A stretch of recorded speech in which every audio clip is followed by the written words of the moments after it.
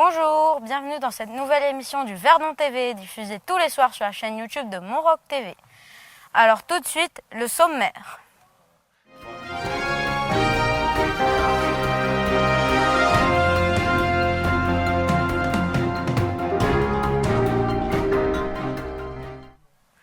Le soleil est de retour et l'horizon s'est dégagé juste à temps pour notre rendez-vous au phare de Grave. L'occasion d'un éclairage sur le fonctionnement des phares par Capucine, Clémence, Myriam et Maëlys.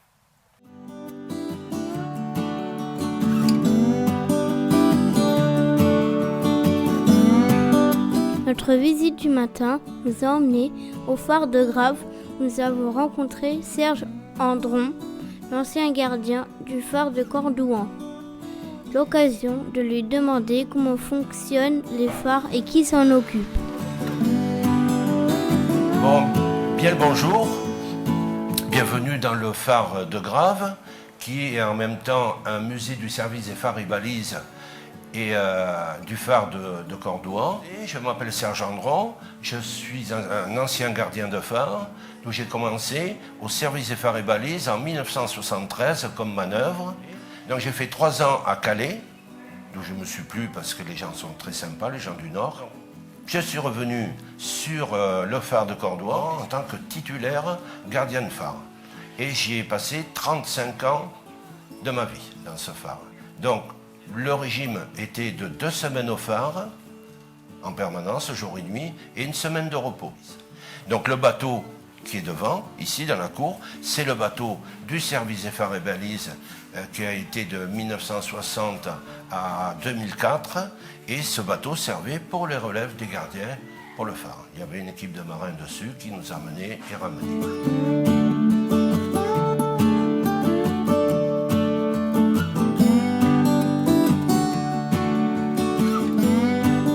Tous les phares ont un rythme propre à lui. Parce que si tous les phares avaient le même rythme, on ne pourrait pas les différencier des uns des autres. Alors on peut rencontrer le même rythme, mais tous les 300 km à peu près. Donc en tout, il y a, entre les feux et les balises, il y a 3000, je crois que c'est 3005 en tout, qu'il y a entre les feux, les pylônes, les balises, tout ce qui est avec de la lumière du service des phares et balises. Donc les rythmes, c'est une affaire. Ici, c'est ce qu'on appelle un feu occultation, comme le phare de Cordouan. Alors, occultation veut dire les périodes de lumière plus grandes que les périodes d'obscurité. Alors, c'est différent des uns et des autres. Après, il y a des feux à éclat, des feux isophases, il y a plein de systèmes rythmés. Donc ici, derrière moi, vous voyez la carte lumineuse, telle qu'elle est sur l'eau, tout l'appareillage. Donc vous avez ici, vous voyez, le phare de Cordouan, le phare de Grave, le phare de Terre-Nègre et le phare de la Coubre.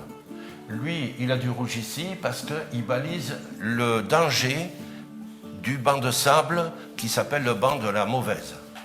Cordouan, lui, il balise blanc pour le repérage, de loin, moi je vous parle ça de loin. Le rouge, l'interdiction pour les gros bateaux.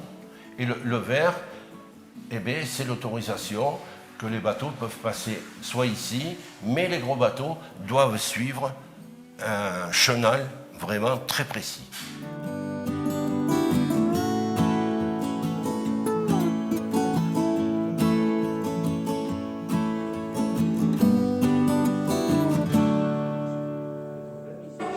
Pas question de rester à terre, nous avons franchi sans souffler et sans cette marche qui monte à la lanterne par un escalier en colimaçon un peu raide.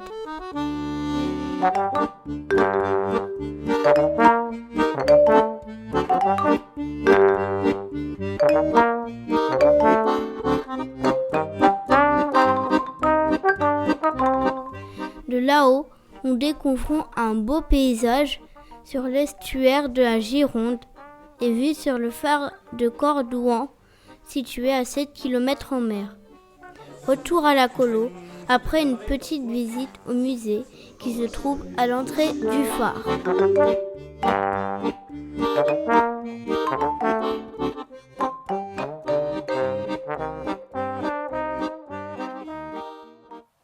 Pourquoi nous faire vivre si on doit finir par mourir? C'est la dingo question du jour posée par Capucine, Margot et Marie.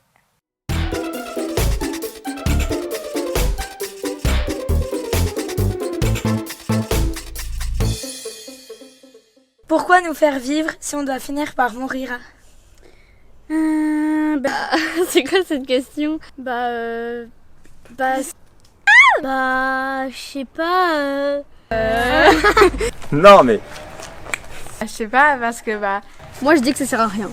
Peut-être parce que, je sais pas. pour vivre des choses, puis voilà, il se passe rien, donc c'est nul sinon.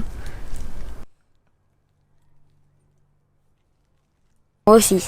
En fait, on peut pas vivre. C'est la jeunesse, l'enfance et tout et tout. C'est le cycle de la vie. Ouais, parce que, pas parce qu'il y a des choses à vivre. Pour faire l'expérience, pour changer le monde, je sais pas. il faut vivre pleinement avec la joie et la bonne humeur. Parce que la vie, c'est bien. Pour la vivre pleinement. Si on est immortel, c'est pas bien, donc faut quand même que ça s'arrête au d'un moment. Après, quand on est mort, c'est pas dormir. Il faut vivre des expériences, mais à un moment, faut qu'elles se terminent. On profiterait beaucoup plus de la vie, alors que si on était immortel, non. Voilà, mais au final, quand même, c'est une bonne expérience de vivre.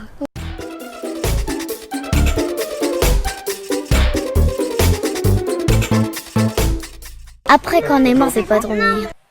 C'est Louison qui répond aujourd'hui à nos questions. Une interview réalisée par Tiffaine et Maëlys. Bonjour Luison. Bonjour. Ça va? Très bien et toi? Oui. Où habites-tu? Moi je viens du nord de la France, en Picardie, donc c'est juste en dessous de Paris.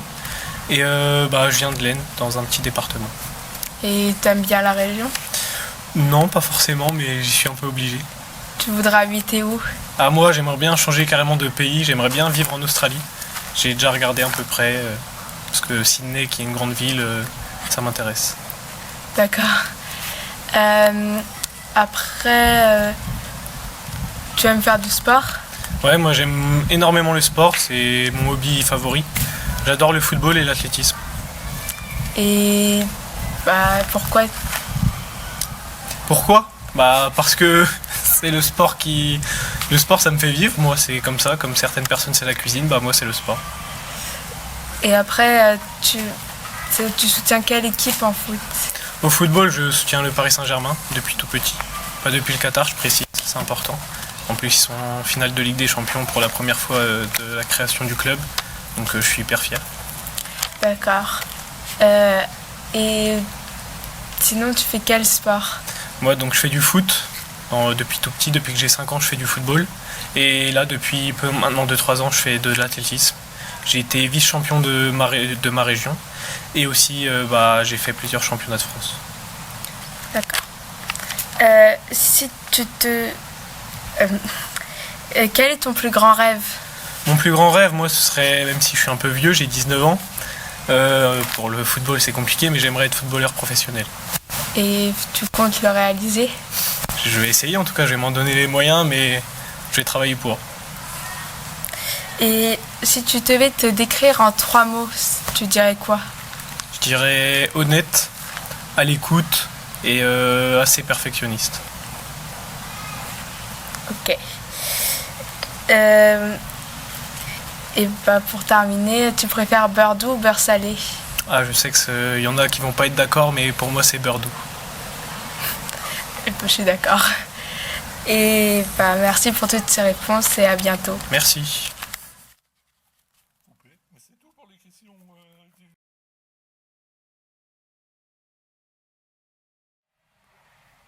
Voilà, c'est la fin de cette édition. Merci de nous suivre tous les jours et pour les commentaires que vous laissez sur la chaîne.